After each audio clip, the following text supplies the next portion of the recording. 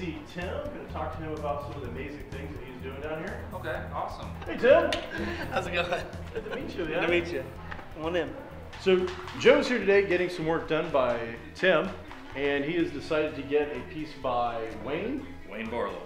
What made you choose to come to Bohemian Tattoo for the first time? Coming here to get tattooed by Tim. I mean, if you see his work and you want something good, he's the man. So what made you want to open up the Bohemian Tattoo Club and Gallery in downtown Kokomo? I would just like the buildings, everything down here, and then like coming back, you know, I had a lot of people that I know talking about what they're trying to do with downtown and making it, bringing a lot of artsy kind of, you know, things down here, making it more of an art district. So I thought it would be the perfect place to, you know, open the shop.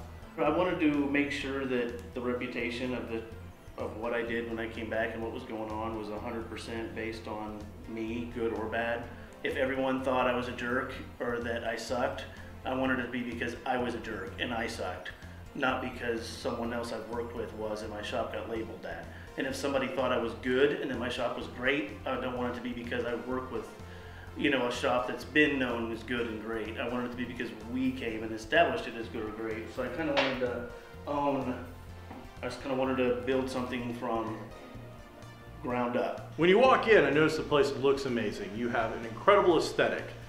Where did that come from? I don't know, I always like the old gentleman's club kind of vibe, you know, always like the vibe of cigar shops and, you know, just like wood and everything's just comfortable and kind of dark and You swank, definitely you know? nailed that look. A lot of shops I've worked at, I liked them all, but the one that I worked at in New York had a big influence on me. It had a gallery in it, and it was known just as much as like an art gallery as it was a tattoo shop. The biggest one for me is, for some reason, comic book artists. They're just not artists. That's just those comic book guys, or those illustrator guys. You know, they're not in the fine art galleries, but someone who puts a line and a dot on a canvas is.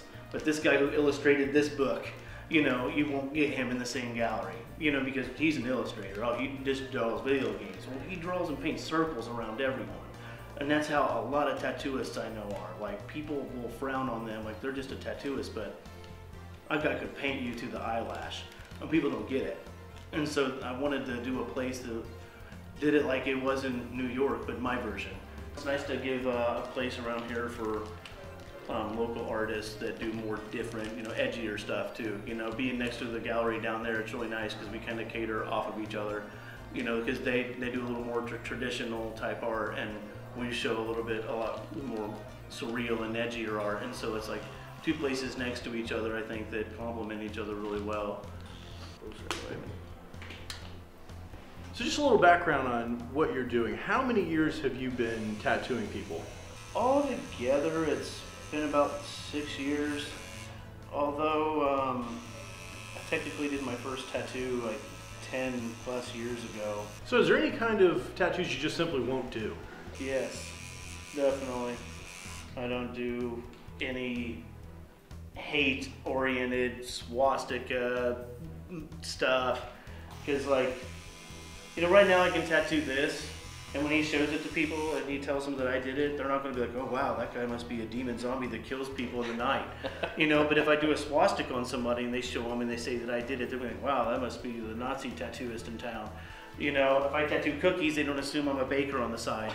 But if I do the blood and the Crip symbol or whatever, then suddenly I'm affiliated with those dudes. And I don't want anything to do with any of that stuff. That, and I think it's kind of ignorant, you know. I don't have any qualms with saying if you're a Nazi or in my book, you know. What kind of preparations would someone who's about to get a tattoo take before coming in to get their work done? Think about what you want. Think about what you want it to look like, you know, wear. Try to get as good of an idea of what you're wanting to get as possible.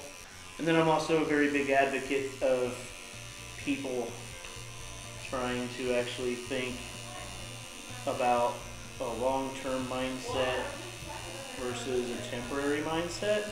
I'm not one of those guys that's just like, oh yeah, do whatever, tattoo it, tattoo's great, no matter what it is.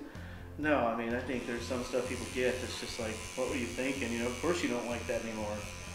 Because it's some chick's name that you were dating for 2 weeks that you wanted to impress.